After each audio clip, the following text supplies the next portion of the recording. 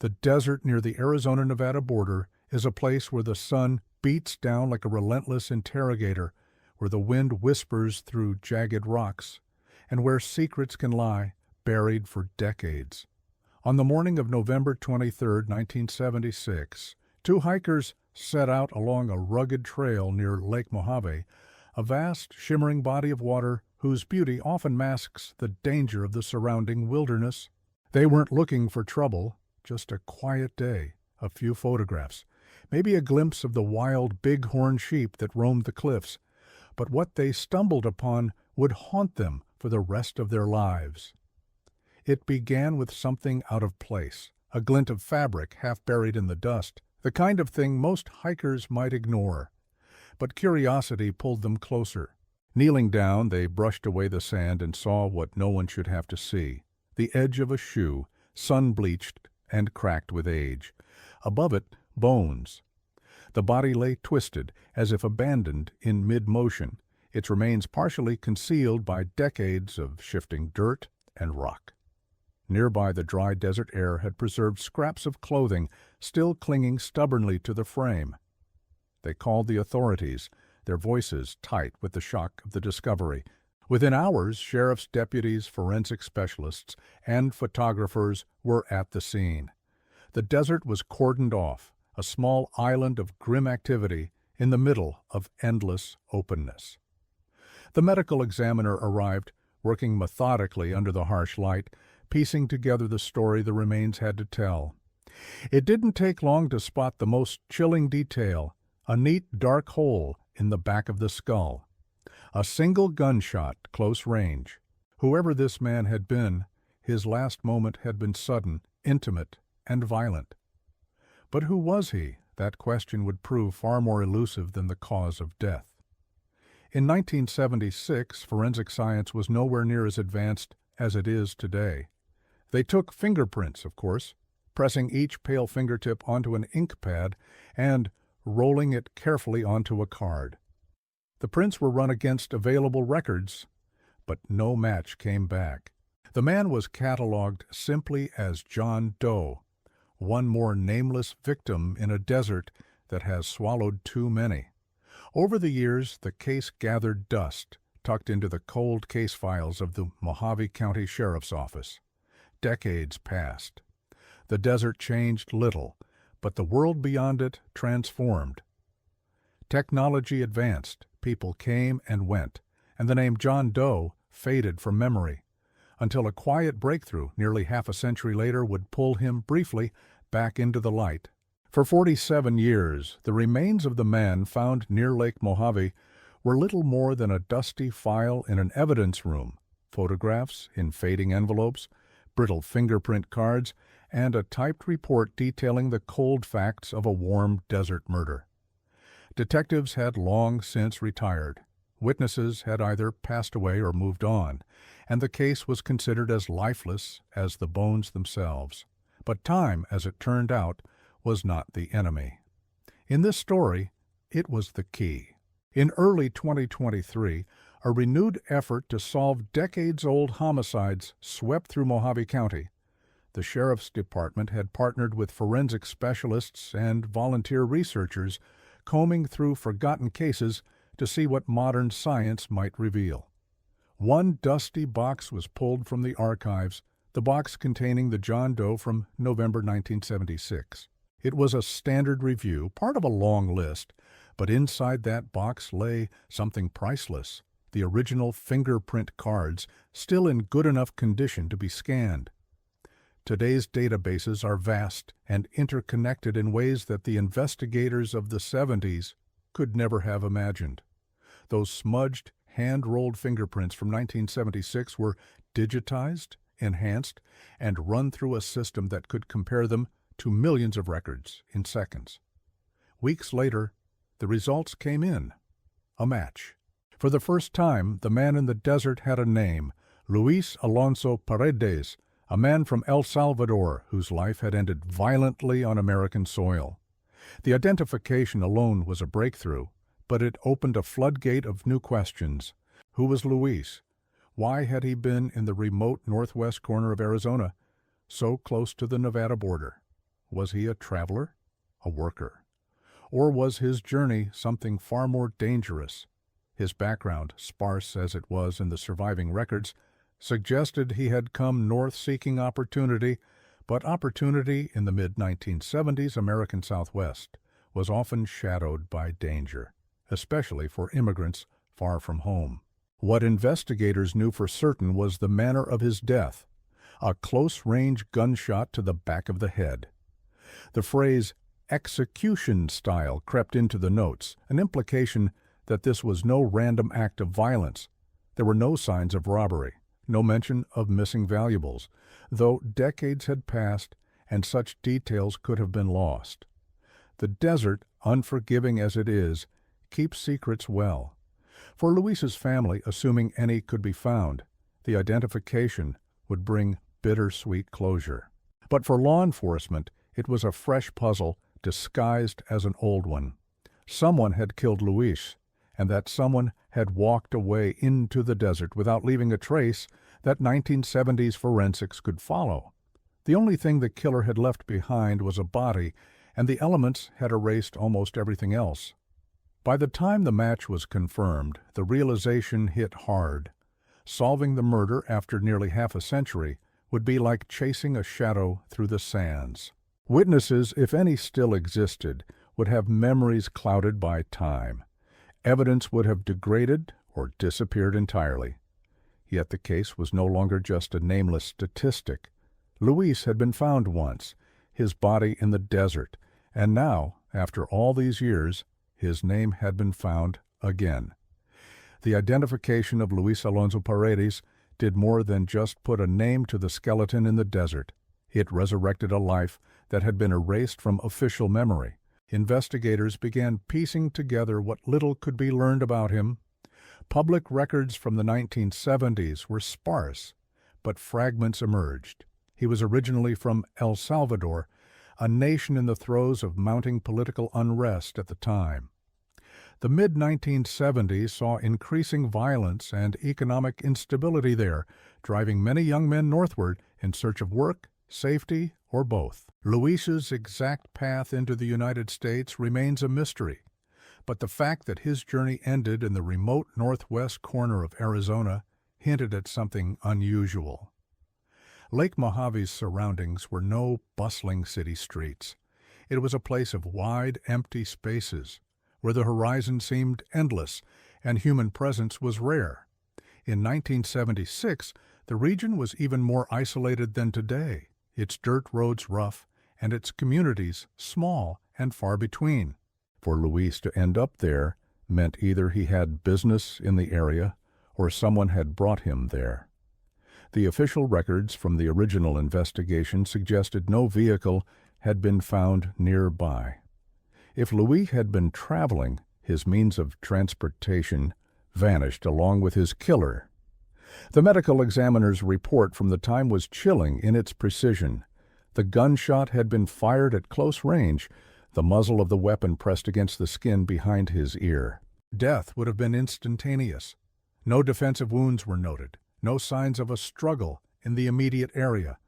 The scene suggested he either never saw it coming or knew the person well enough to let his guard down. As detectives pored over the details, they imagined that day, in November 1976, the sun, low in the late autumn sky, casting long shadows across the desert floor. Luis, alive then, perhaps walking or standing near the spot where he would be found, exchanging words with someone. A sudden movement, a flash, and then silence, broken only by the wind, the killer leaving, the desert reclaiming the scene, the footprints fading with the first gust of sand. 47 years later, investigators faced an uncomfortable truth. While they now had a name, they had no clear leads. If Luis had family in the U.S., they might have searched for him back then, but without the internet, without fast communication, their pleas could have vanished into the bureaucratic void. If he had family in El Salvador, the news of his death might never have reached them at all. He could have simply vanished from their lives, a ghost they waited for but never saw again. The breakthrough in his identification felt like a victory, but it came with the weight of decades of lost opportunity. Had they known his name in 1976, they could have chased his connections, mapped his last movements, and maybe cornered his killer. Now the task was 1,000 times harder. Yet, in the minds of the cold case team, one thought kept surfacing: someone, somewhere, knows why Luis Alonso Paredes ended up dead in the desert. And maybe, just maybe, that someone is still alive. Reconstructing Luis Alonso Paredes' final days became an exercise in chasing ghosts. The cold case team began pulling maps of the 1970 Southwest, tracing the likely route someone might take from Nevada into Arizona's remote Mojave County. In those days, the border between the two states was nothing more than an unmarked line in the sand, crossed by dirt roads and unpaved tracks used by locals, travelers, and sometimes people who didn't want to be found. The landscape itself was a character in the investigation, rugged, deceptive, and isolating. In summer, the air could sear the lungs. In winter, temperatures dropped fast after sundown. The Lake Mojave area, with its steep canyon walls and wide, desolate plains, had long been a place where the unprepared met disaster and where those with dark intentions could operate unseen. For investigators, the setting hinted at two possibilities. Either Luis had been brought there deliberately to be killed, or something had gone wrong during a journey that had already taken him far from home. Archived weather records showed that the days leading up to November 23, 1976, had been mild and dry, perfect conditions for travel. The area would have been quiet, with few hikers or fishermen around. If Luis was murdered there, it likely happened without any immediate witnesses. Back then, there were no cell phones to capture last moments, no surveillance cameras quietly recording every movement. What happened in the desert stayed in the desert, unless someone decided to talk. The original detectives had interviewed a handful of people in the nearby communities of Bullhead City and Kingman, but the notes were frustratingly vague. No one had reported hearing a gunshot. Though that wasn't surprising, a single shot could easily have been lost in the expanse. There was mention of a few suspicious vehicles seen in the area earlier that month: an old pickup with out-of-state plates, a dusty sedan parked near the lake for several hours, but without a name or suspect. Those leads dissolved. Luis's background added layers to the mystery. A young man from El Salvador, far from home, likely without strong local ties, he could have been working in seasonal labor, traveling between jobs, or even caught up in something more dangerous, like smuggling or disputes over money. The execution-style killing suggested intent, precision, and perhaps a message meant for someone else. But with no network of associates identified at the time, the trail went cold before it even began. As the cold case unit examined the details in 2023, they couldn't ignore the symbolic weight of where Luis had been found. The spot was less than a mile from the Nevada line, a border in geography, but perhaps also in his fate. Did he cross it willingly? Was he lured under false pretenses? Did the person who killed him choose that location because it straddled jurisdictions, making investigation more complicated? These were questions with no easy answers, only theories that piled up like layers of dust on an old file. Still, the fact that his name had been restored meant the story wasn't over. Somewhere out there, in an aging memory or a forgotten letter, could be the missing piece that explained why a young man's journey ended with a single shot in the quiet desert. Once Luis Alonso Paredes had a name, the search shifted toward something even harder to find than forensic evidence: memory. Detectives reached out to agencies beyond Arizona, hoping that someone somewhere might remember him. They contacted authorities in Nevada and California, states where migrants and laborers often moved in search of work during the 1970s. Old missing persons reports were reviewed, but the trail remained thin. The decades had been unkind to paper records. Many had been lost to time, water damage, or simple neglect. The possibility of living witnesses was the most fragile thread. People who had been in their 20s in 1976 were now in their 70s. Some had relocated, others had passed away. Even those still alive might have memories too faded to be reliable. Yet occasionally the investigators found someone who remembered a young man, dark hair, accented English, working odd jobs in the area or traveling with a small group. None of these recollections were definitive, but each one painted a faint stroke in the larger portrait of Luis. The cold case team began to see his story not just as an unsolved murder, but as a reflection of a time and place where danger could find those on society's margins. The mid-1970s Southwest was a landscape of opportunity and risk. Construction projects boomed, agriculture demanded labor, and the highways carried a constant flow of hitchhikers, truckers, and drifters. Against this backdrop, violence often went unpunished, especially when the victim was far from home and far from anyone who could demand justice. The single gunshot that ended Luis's life spoke volumes. It wasn't the chaos of a fight or the panic of self-defense. It was deliberate, controlled. The position of the wound, the lack of other injuries, all suggested an execution.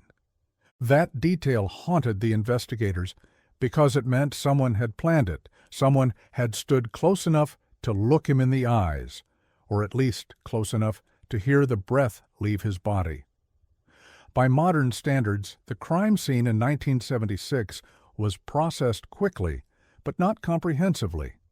The technology to detect microscopic traces didn't exist, and the urgency of the day's cases meant investigators often had to move on before every possibility was explored. The desert itself was the ultimate accomplice. Wind and sand erased footprints, heat warped fibers, and scavenging animals could disturb what was left. By the time help had arrived, much of the killer's trace had already been swallowed by the land. Still, the team held on to hope. Advances in forensic genealogy had cracked cases older than this one.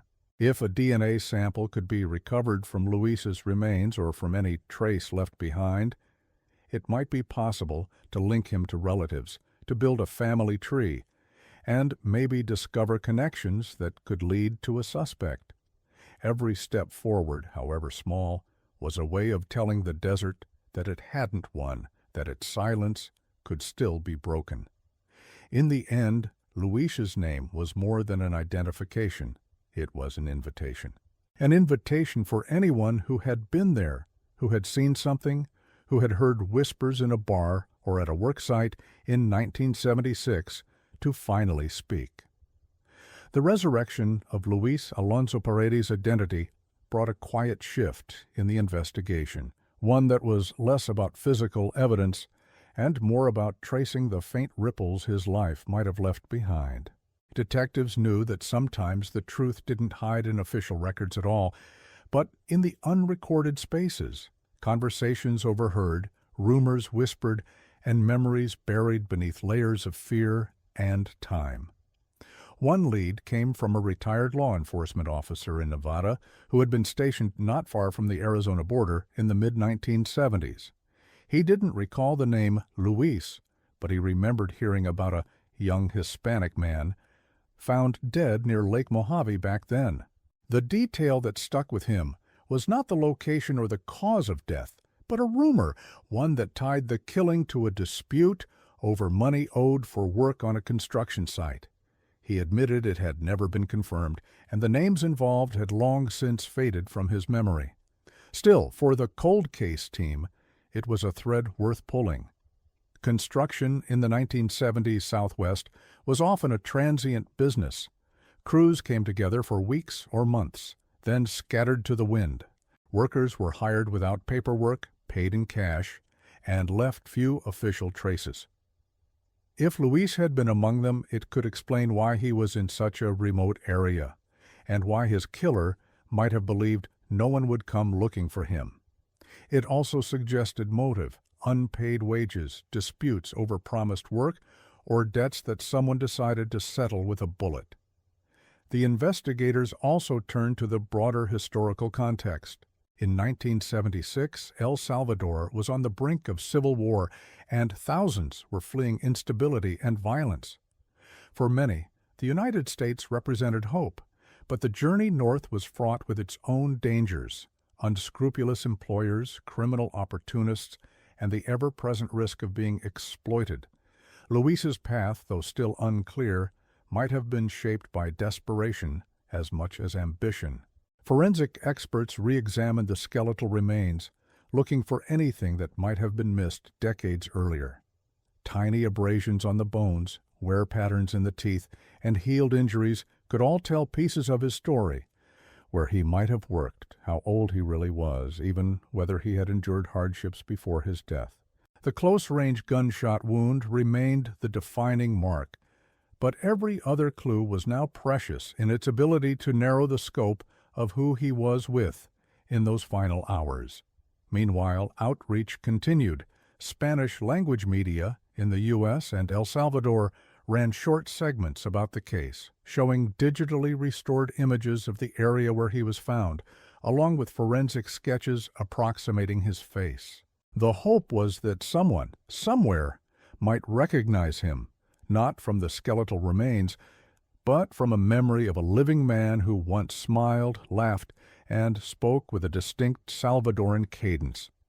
Even so, detectives understood the cruel math of cold cases. The older the crime, the fewer the chances for a breakthrough. And yet, they also knew that sometimes the smallest recollection, a name, a vehicle, a conversation, could unravel decades of silence. Luis's case was now in that fragile, hopeful place between being forgotten forever and finally being understood. As the story of Luis Alonso Paredes began to reach more ears, the investigation took on a second life, one that existed not only in police files, but in the memories of those who had lived and worked in the desert Southwest during the mid-1970s. Tips trickled in, some vague, some promising, and each one was checked, no matter how improbable it sounded.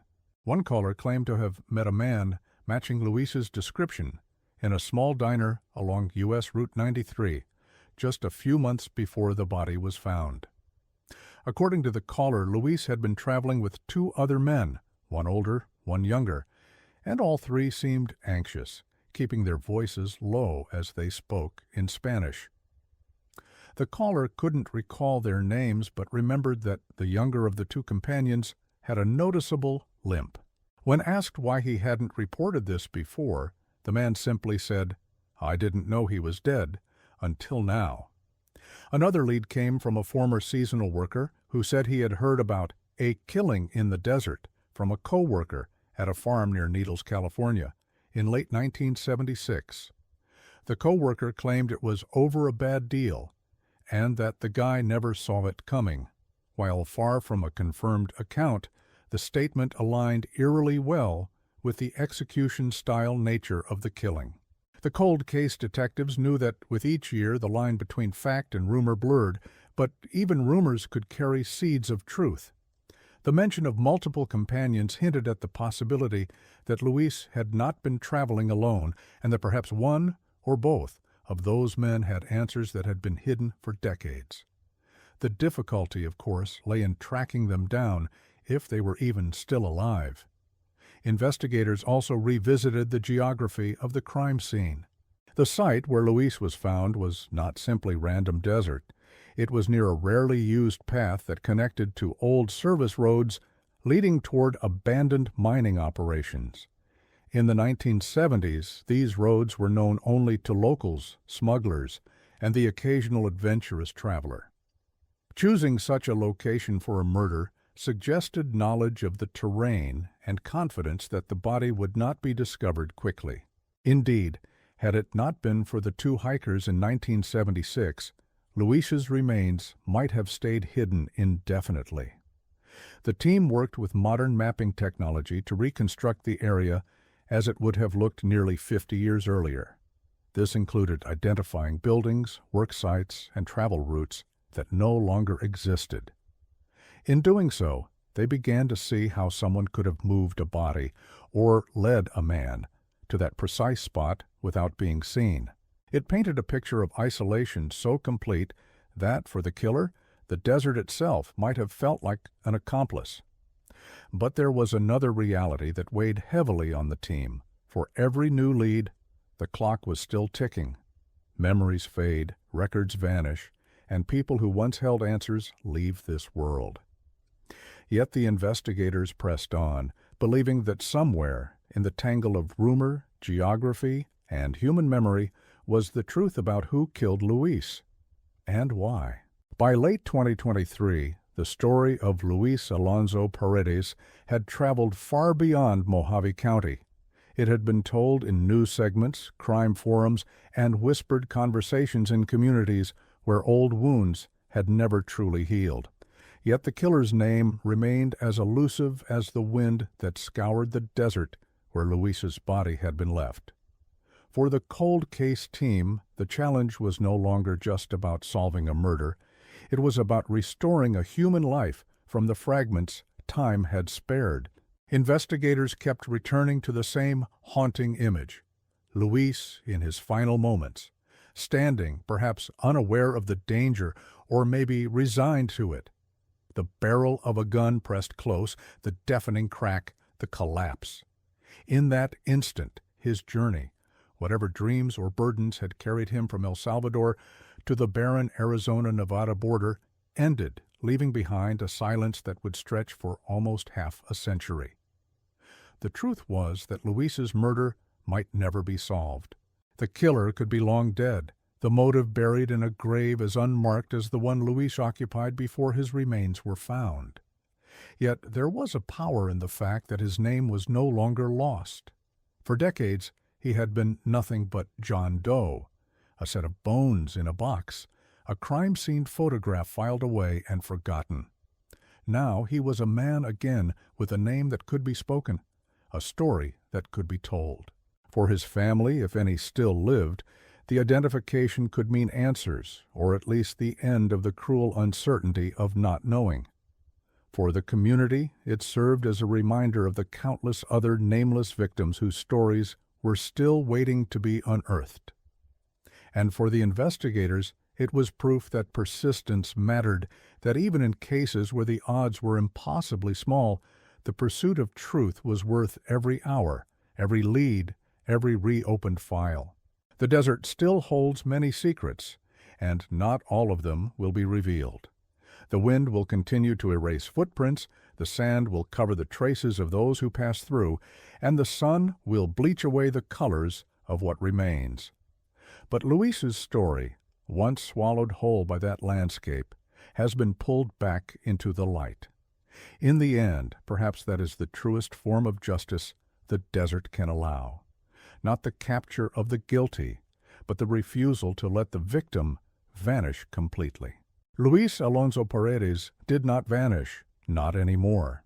His name, his fate, and his final resting place are now part of the record, a testament to the fact that even after decades of silence, the past can still speak. And maybe, somewhere out there, someone who remembers more than they have ever admitted will finally decide to speak too.